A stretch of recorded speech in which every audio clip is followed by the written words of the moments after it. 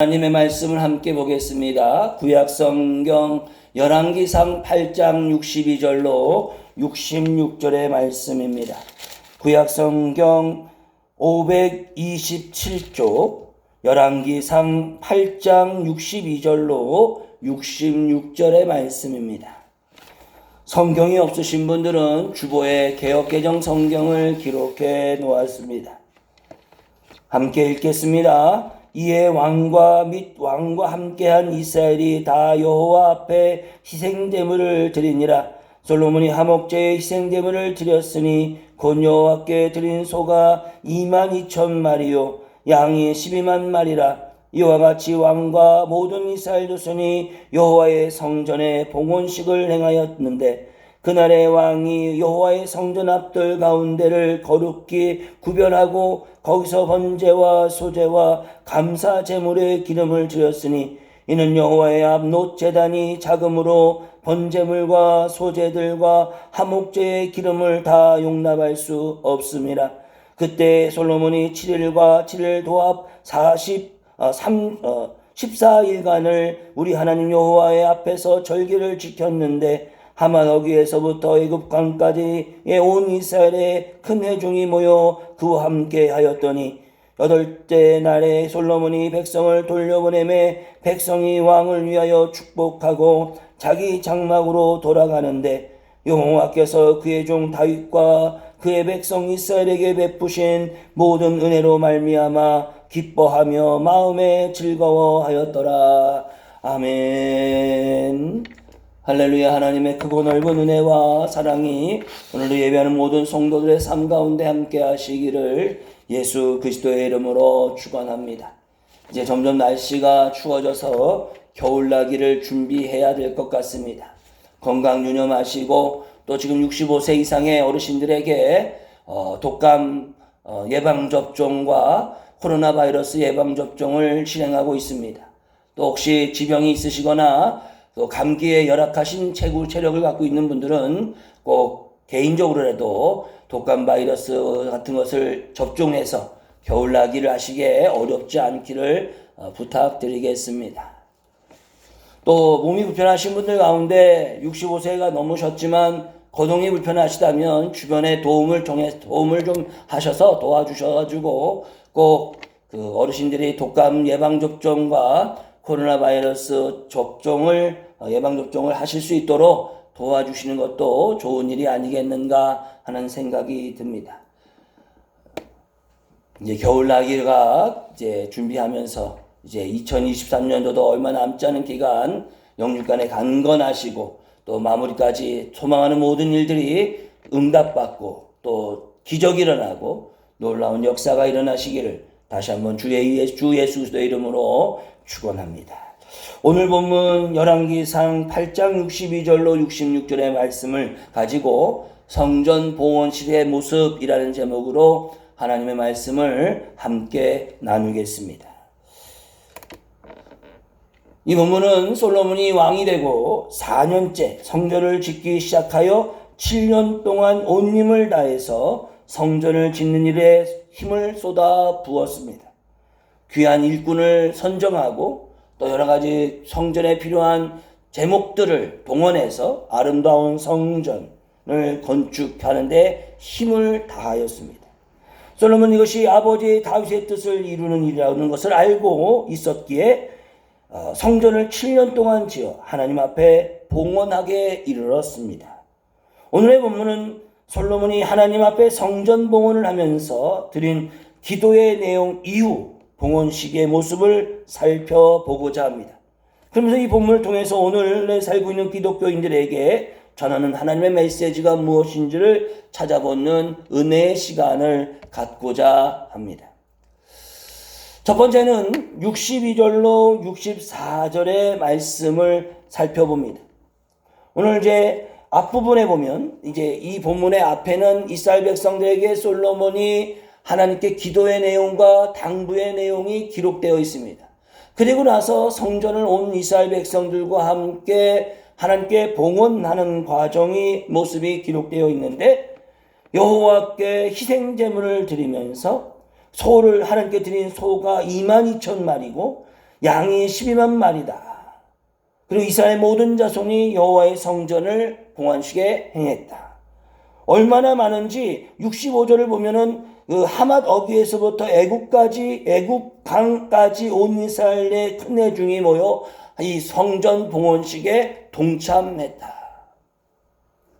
더 나가서 오늘 이 본문 62절로 64절에 보면 오늘 이 64절에는 그날의 왕이 여호와의 성전 앞들 가운데 거룩히 구별하고 거기서 번제와 소제와 감사 제물의 기름을 드렸다.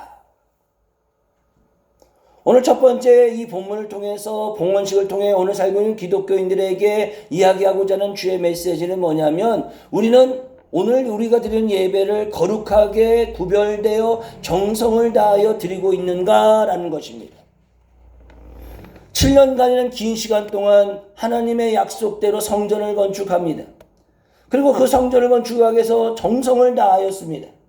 그리고 그 성전을 봉헌하는 그 과정에 솔로몬은 물론이요 온 백성들이 거룩하고 구별되고 정성을 다하여서 하나님께 예배 드렸다는 사실인 것입니다. 양의 수가 몇 마리다 몇만 마리다 그런 어떤 물질적인 것에만 국한하는 것이 아니라 오늘 솔로몬이 드리는 모든 것에 거룩하고 구별하고 거기서 번제와 소제와 감사 제물에 기름을 줬다. 이 제단을 쌓는 이 모든 것들에는 정성을 다하고 또 구별되었고 거룩하게 드려지는 것. 구약의 예배의 특징을 이야기한다면 거룩성이에요. 구별됨이에요. 아무나 함부로 이렇게 드리는 게 아니에요. 오늘날 한국 교회는 예배라고 하는 형태가 참 많습니다. 그래서 어떤 목사님은 개업 예배다, 100일 돌 예배다, 이런 여러 가지 예배에 대한 이름을 달고 하는 예배를 별로 좋게 여기지 않는 분도 없지 않아 있지만, 대한민국처럼 각종 예배의 이름을 가지고 예배 드리는 교회는 이 전 세계 우리나라밖에 없을 것입니다. 얼마나 많이 예배를 드리는지 모릅니다. 그런데 이렇게 다양한 예배를 드립니다. 옛날에는 전통적인 예배 하나 외에는 다른 예배가 없었어요. 그러나 부흥회도 예배고 새벽 기도도 예배고 수요 예배, 금요 기도회, 또 각종 구역 예배, 또 아까 말씀드렸던 이런 개업이나 특별한 예배, 또 주일 예배. 옛날에 주일날도 저녁에 예배 드렸어요. 제가 전도사 때 새벽에 별 보고 나가서 밤에 별 보고 들어오는 그럴 만큼.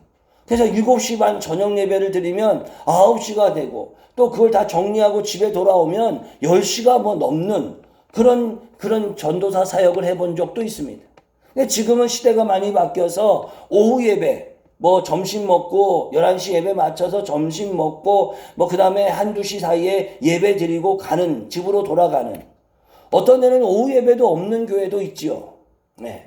지역적으로 오후 예배를 드릴 수 없어서 오전 예배를 여러 번 드리고 그리고 다 돌아가게 하는 그런 교회도 있습니다. 어쨌건 한국 교회는 참으로 예배 형태가 많이 있습니다. 열린 예배다, 찬양 예배다, 찬양과 경배다, 여러 가지 형태의 예배가 많은데 그 예배를 우리는 거룩하고 구별되고 정성을 다하여 드리고 있느냐라고 하는 것입니다. 7년간 지어진 하나님의 성전을 봉헌할 때 솔로몬 왕은 물론이요 이스라엘 백성 모두가 그 하나님께 드려야 봉헌식에 얼마나 정성을 다했는지 14일간의 시간이 필요했고, 그리고 하맛 어귀에서부터 애국강에까지 많은 백성들이 이 하나님께 드리는 봉헌 예배를 정성을 다하는 모습을 성경은 기록하고 있습니다.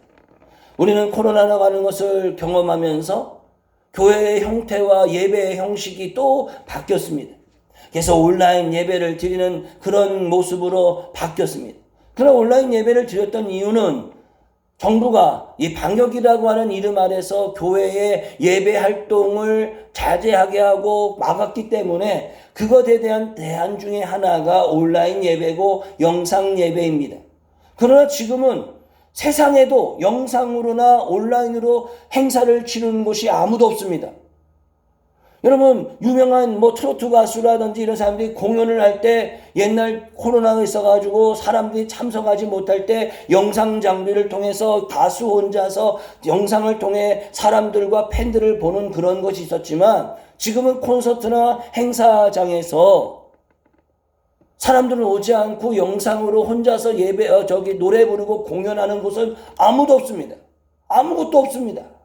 다 사람들이 모이고 다 사람들이 함께 축제를 즐기는 모습을 볼 수가 있습니다.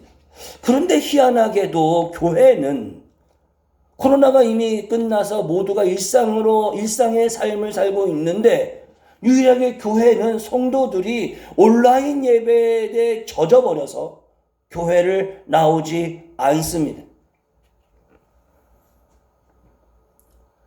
그 코로나가 끝난 지 이제 벌써 1년이 넘어가고 2년이 돼가는 것도 그런 가운데 있는데 또 국가적으로도 코로나의 방역의 수치를 낮은 단계로 했음에도 불구하고 그래서 모든 일상에서는 온라인이나 이런 것들이 없어요. 오히려 유튜브는 돈 버는데 뭐 이러저런 유튜브를 만들지 코로나 때문에 생겼던 예배의 형식을 기독교만이 유지하고 있어요. 지금 뭐 불교나 로만 가톨릭 같은 경우에서도 여전히 온라인 예배보다는 항상 다 법당에 나오고 예배당에 나와서 미사도 드리고 법당 예배도 드리는데 우리 기독교만은 이상하게도 온라인 예배를 여전히 추구하고 있는 안타까운 모습을 봅니다.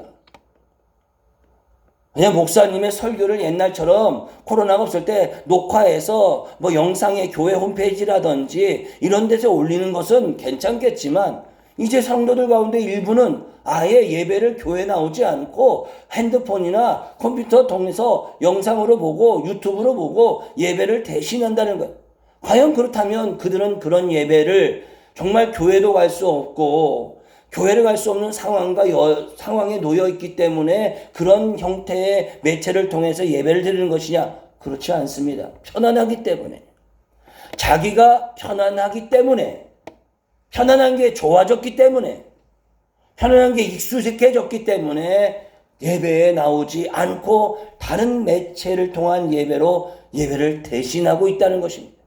여전히 그렇습니다. 여전히 그렇습니다. 저희 교회도 왔다 갔다 하던 분들도 안 나온다면 둘 중에 아예 예배를 안 드리든지 아니면 이렇게 유튜브나 이런 걸 통해서 예배가 올라간 거 보고 대예배를 대신하고 있든지 다른 방법이 없죠.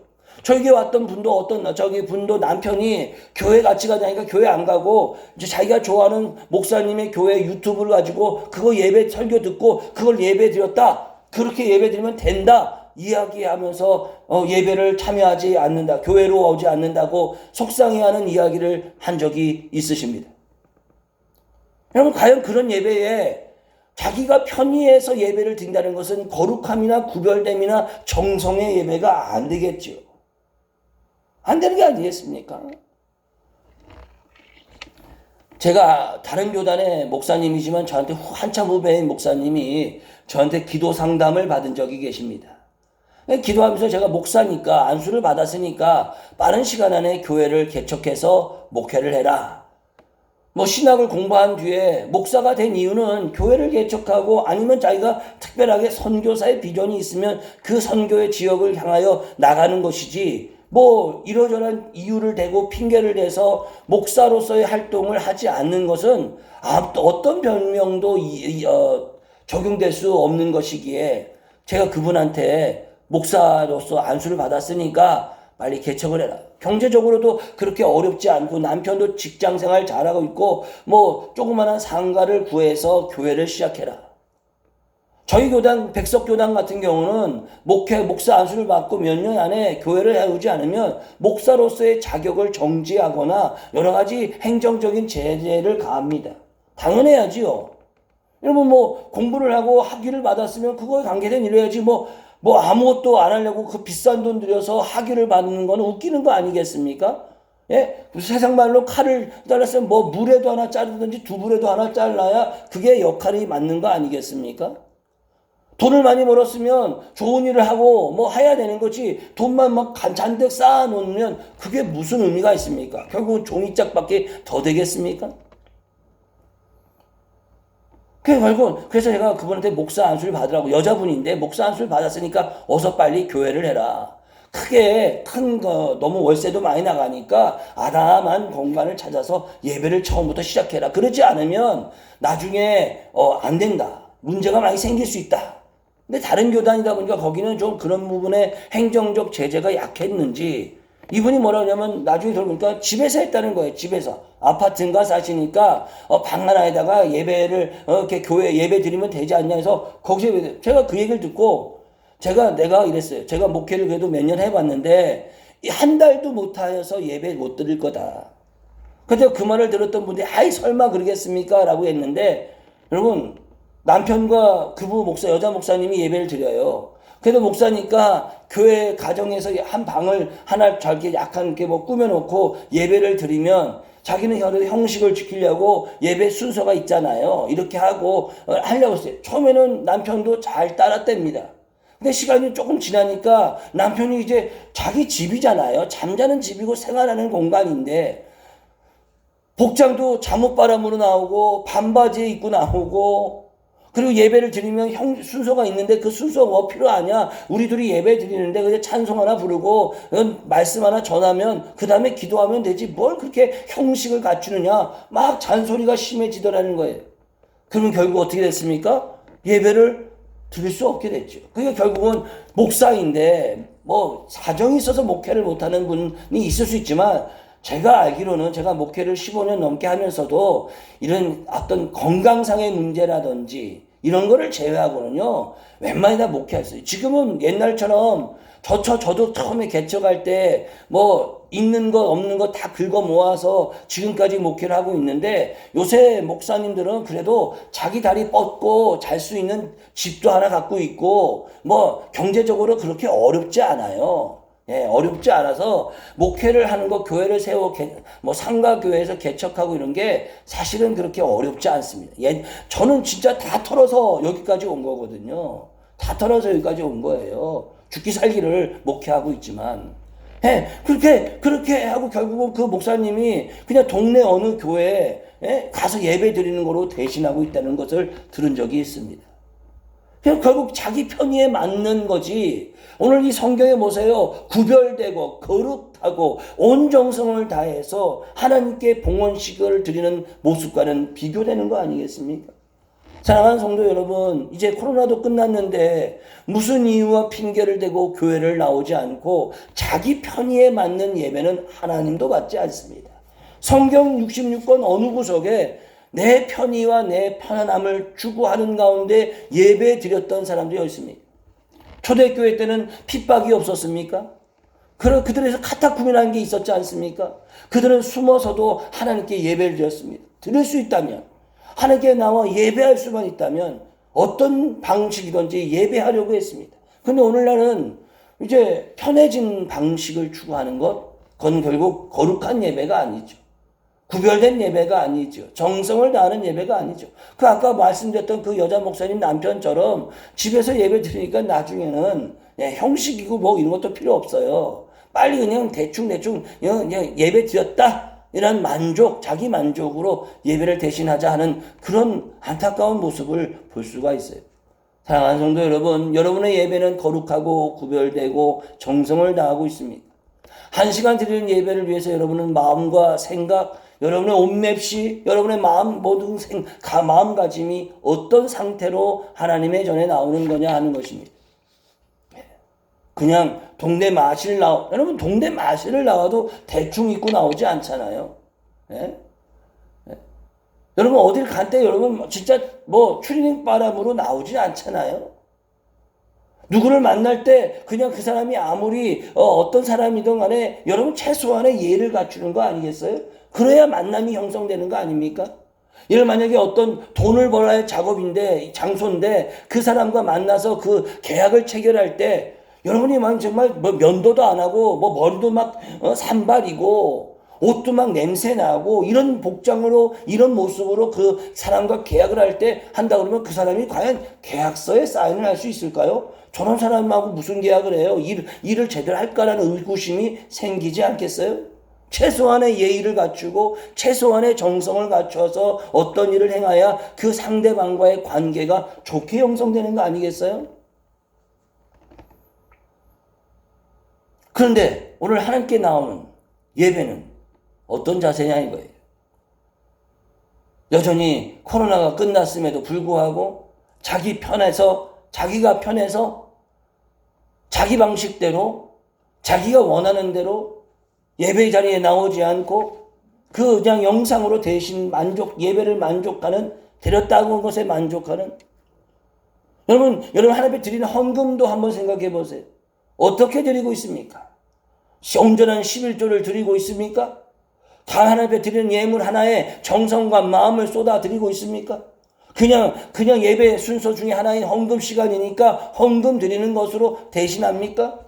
아니면 하나님께서 여러분에게 물질을 축복을 주셨는데 그 물질에 감사의 11조를 드리기보다 그것을 도적질하고 계시진 않습니까? 정성도 구별됨도 거룩함도 없는 그런 모습은 아닌가? 우리는 이 봉헌식의 모습을 보면서 우리 자신의 예배를 살펴보아야 될 것입니다. 저도 목회를 하면서 이러저런 성도를 경험하고 목회를 해보면서도 그 1시간, 오늘 1시간이잖아요. 뭐 8시 예배 중에 9시 조금 넘어 9시 10분, 11시 예배 중에 12시에서 12시 한 10분, 뭐 다음 주에 있을 성찬 예식 정도 이렇게 있으면 그거를 예식을 하다 보면 조금 시간이 오버되는 것도 1년에 몇 번 있습니까? 그런 형식, 그런 예배에 나는 얼마나 정성을 다하고 구별되고 거룩한 마음에 영혼의 옷맵시를 메고 왔는가 우리 한번 살펴보아야 된다는 것입니다. 오늘 솔로몬이 하나님께 해드리는 화목제의 희생제물, 감사제, 번제, 소제 거룩하고 구별하여서 드렸습니다. 그리고 백성들도 그것에 의해서 적극적으로 정성을 다하는 예식의 모습에 동참했다는 사실을 기억해야 할 것입니다. 두 번째 본문을 통해서 알 수 있는 것은 65절로 66절의 본문을 보면 65절에 뭐라고 나와 있느냐? 적극적으로 참여하는 백성들의 모습이 있어요. 65절에 보세요. 그들이 7일과 7일 도합 14일간 하나님 앞에 절기를 지켰다. 하맛 어귀에서부터 애굽강까지 온 이스라엘의 큰 회중이 모여 그와 함께 하였다. 네, 적극적이잖아요. 14일 동안. 네? 얼마나 많이 모였는지 지형은 하맛 어귀에서부터 애굽강까지 이르러서 무수 많은 무리들이 그 예배에 동참하셨어요. 네? 적극성이죠. 하루만 게 아니라 14일. 나중에 본문 보세요. 8일쯤 되니까 이제 솔로몬이 이제 돌아가도 됩니다라고 보냈대지 않습니까? 네? 남은 시간 우리가 예배 할 테니까 이제 돌아가도 됩니다. 그럴 정도의 적극성을 드렸다는 거예요. 참여했다는 거예요. 오늘 그렇지는 우리는 구경꾼을 아니하는 거죠. 적극적인 참여자보다 예배는 여러분 한국 교회가 이런 150년의 짧은 역사 가운데 큰 부흥이 있었던 원인 중에 하나를 찾는다면 성도들이요 예배는 물론 교회와 관계된 여러 가지 일에 적극적이었습니다. 저 또한 어렸을 때 예수를 믿고 교회를 신앙생활하면서 교회에 관계된 일들 예배는 물론이고 그런 일에 얼마나 적극적이었는지 모릅니다. 하물며 부모님한테 혼나가면서 여름에 수련회도 갔었어요. 예? 옛날 저희 학교 다닐 때는 보충 수업 이런 것도 있었어요. 방학 기간에. 예? 그거 2, 3일 빼고 수련회도 갔었어요. 무슨 행사가 있으면 참석하는 일에 얼마나 열심을 다했는지 몰라요. 그래서 한국교회 부흥성자 중에 부흥회라고 하는 게 있었어요. 그 부흥회에 여러분 사람들이 얼마나 많이 모였는지 아십니까? 옛날 여의도 광장이 여의도가 크게 개발되지 않았을 때 여의도 그 강가에 거기에 로버트 슐러 목사님, 빌레그레암 목사님이죠. 빌레그레암 목사님이 와서 부흥회를 할 때 정말 무슨 정치인이 정치 연설하려고 하는 때 많은 무리가 모이는 것처럼 정말 엄청난 인파들이 모여서 부흥회에 동참했어요. 저도 옛날에 젊었을 때 사역할 때는 교회에서 부흥회다 한다 그러면 사람들이 몇 명 올까 염려할 필요 없었어요. 제가 기도원에서 전도사로서 있을 때는요, 여름방학, 겨울방학이 되면요, 평소에도 사람이 많지만 여름방학, 겨울방학이 되면 너무너무 사람이 많아서 정말 아주 안 왔으면 할 정도였어요. 왜? 모든 예배와 교회에 관계된 행사들에 너나 하나 할 것 없이 적극적이었어요. 그래서 150년이란 짧은 기독교 역사. 일본이 우리보다 기독교를 먼저 받아들였고, 또 여러 아프리카에서는 우리나라보다 더 오랜 시간 빨리 기독교를 받았지만, 이렇게 기독교가 온전하게 성장할 수 있었던 것은 그 성도들의 적극적인 참여와 열심이었단 말이에요. 근데 오늘날의 성도들은 그렇게 안 하려고 해요. 안 하려고. 그래서 제가 뭐 새벽 기도에도 자주 얘기하지만, 여러분 돈 벌 때 그냥 건성건성 대충 해서 돈 벌 수 있습니까? 저도 학교에 신학교에 가서 강의할 때도 보면, 그래도 수업 3시간 수업하는데, 한 과목에 3시간짜리, 2시간짜리인데, 그거 강의하려고 그러면 준비하는데, 한 주간 동안 컴퓨터에 얼마나 많이 앉아있고, 강의한 거 몇 번 해봤어. 해본 강의인데도 또 강의 혹시 좋은 자료가 있는가 추가하고.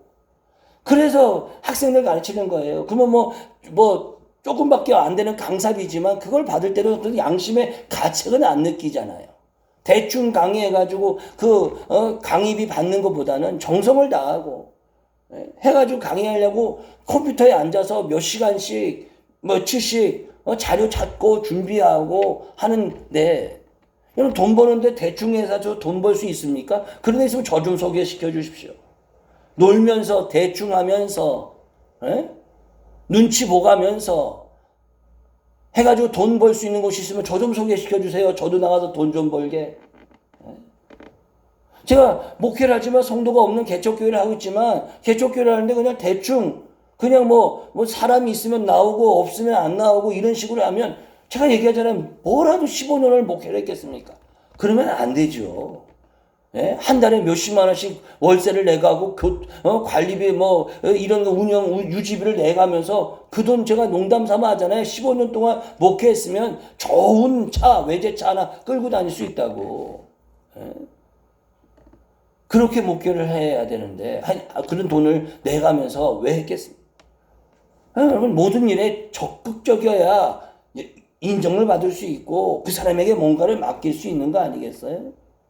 오늘 본문을 보세요. 이스라엘 백성들이 14일 동안 정말 엄청난 영역 지역에서 모여서 이 봉헌 예식에 적극적으로 참여했어요. 오죽하면 이 솔로몬이 8일째 되던 날 이제 돌아가도 됩니다라고 할 정도겠습니까? 우리는 과연 적극적인 신앙인인가? 아니면 구경꾼으로 이렇게 불구경하듯이, 누구 싸움 구경하듯이 그냥 구경꾼에 있는 모습은 아닌가 하는 것이. 또한 66절을 보세요. 이제 14일 동안 그런 가운데 8일째 되니까 솔로몬이 백성을 돌려보내니까 어떻게 하냐면 백성이 왕을 위하여 축복하고 자기 장막으로 돌아갔다. 여러분, 솔로몬은 백성을 축복합니다. 우리가 이 봉헌식 앞에 본문을 보면 솔로몬이 이스라엘 백성들을 축복하고 권면합니다. 그리고 돌아가는 오늘 66절에 보니까 백성들이 왕을 축복하며 돌아갑니다. 축복의 공동체, 교회는 축복의 공동체여야 돼요. 유기적인 공동체가 되어야 되는 거예요. 목사나 성도나 목사나 교회 중직자나 성도들이나 함께 서로를 빌어주고 축복해주고 격려해주고 힘을 주고 선한 영향력을 전해줄 수 있는 그런 교회가 되어야 된다는 거예요. 오늘 우리 샬롬 교회는, 여러분이 속해 있는 교회는 정말 그런 교회인가? 그런 성도들과 목사와 유기적인 관계인가? 교회 중직자들과 성도들과 또 각 분야의 각 부서의 그 기관들과 좋은 유기적인 관계, 축복의 관계인가? 저희 계단 올라오면 입구에 이게 써 있어요. 남녀노소를 막론하고 누구나 찾아와 평강을 누리는 공동체 샬롬 교회. 그게 우리 교회의 지상 비전이에요. 남녀노소 누구나 찾아와서 평강, 하나님의 평안을 누리는 교회. 우리 성전에 비록 상가교회지만 저 문을 밀고 올 때마다, 오는 자마다 하늘의 평강과 이 땅의 평안을 누릴 수 있는 교회. 그런 교회에 영향력 있는 교회. 이게 교회의 큰 비전이에요. 여러분, 우리 교회 공동체가 축복의 공동체가 돼요. 원수의 공동체가 아니라. 누구나 찾아와서 조그마한 위로를 받을 수 있다면 그건 좋은 공동체인 거예요. 사람을 차별하고 자기 마음에 드는 사람들만 모여있는 공동체가 아니라 누구나. 그래서 오늘 보면 참 재밌잖아요. 솔로몬에게 백성들이 축복해 주는 것. 여러분, 이게 얼마나, 한번 상상해 보세요. 얼마나 이게 기쁨이 넘치기에 우리 솔로몬 왕에게 백성들이 왕이여 축복합니다, 왕이여 축복합니다라고 하지 않았겠어요? 그 백성, 그 솔로몬은 그 이야기를 듣고 그 많은 무리가 그렇게 얘기할 때 솔로몬의 얼굴은 얼마나 미소가 가득했겠냔 말이에요. 근데 오늘날 예배는, 교회는 좀 삭막해졌어요.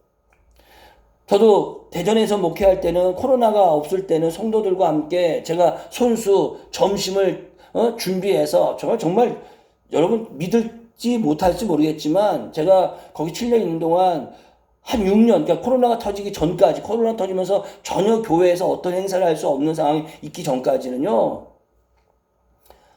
성도들이 오면 뭐 많지는 않았지만 그 성도들을 하려고 토요일날 재래시장 가서 음식거리 사갖고 와서 다 준비해 놓고 아침에 더 일찍 일어나서, 그때도 상가교회였어요. 거기서 음식 다 준비해서 기도 잠깐 하고 음식 준비해서 밥 해놓고 뭐 음식거리 준비해 놓고 또 예배 드리고 또 마지막 마무리 해놓고, 그리고 이제 혹시 냄새 날까봐 그때는 교회에서 생활한 적도 있으니까 샤워하고, 그리고 다음 예배 준비한 뒤에 11시 예배 끝나면 1시간 조금 넘어 예배 드리면 한테 모여서 테이블 펴놓고 같이 음식 먹고 차 한잔 마시고 그랬어요.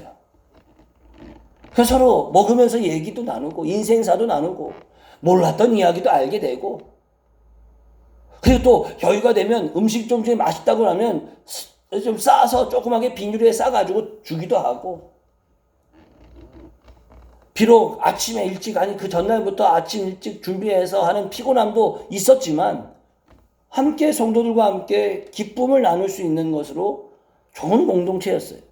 근데 그다음 코로나 터지면서 흩어지고 예배를 참석할 수 없게 되고 개인별로 어떤 일들이 생기고 또 교회가 이전해야 될 절박한 상황에 이르렀고, 이런 일로 인해서 지금 여기까지 왔지만 또 코로나 이후에 여기 와서 성도들이 없으니까 식사를 준비할 만한 시간 이유가 없으니까 예배 끝나고 나가서 점심을 대신하거나 집에 가서 점심을 먹고 오는 그런 경우가 있는데, 교회는 축복의 공동체, 목사와 성도 간에 서로를 복을 빌어주고 서로 힘이 되어주고 격려가 해주고, 또 교회 리더들이 각 부서에서 그 역할들을 하고 지체들과 함께 어우러 나가고, 한국교회가 그랬어요. 옛날에는 한국교회 그랬기 때문에 성장하는데 밑거름도 됐어요. 근데 오늘 우리는 과연 그런 모습을 갖고 있는가? 교회 안에서 행복함을 느끼고 있는가? 우리 초대교회의 모습, 사도행전 2장 43절로 47절의 본문을 기억하십시오. 그들은 떡을 떼고 날마다 모여 찬양과 경배하고 서로 내 것을 내 것이라 여기지 않고 함께 어우러서 즐거움과 기쁨이 늘 넘쳐났던 초대교회. 여러분, 초대교회에 있다고 해서 그 사회 구조가 초대교회를 무조건 좋아하지 않았어요. 비판적인, 유대인들의 비판적인 세력들이 여전히 존재하고 있었단 말입니다. 그럼에도 불구하고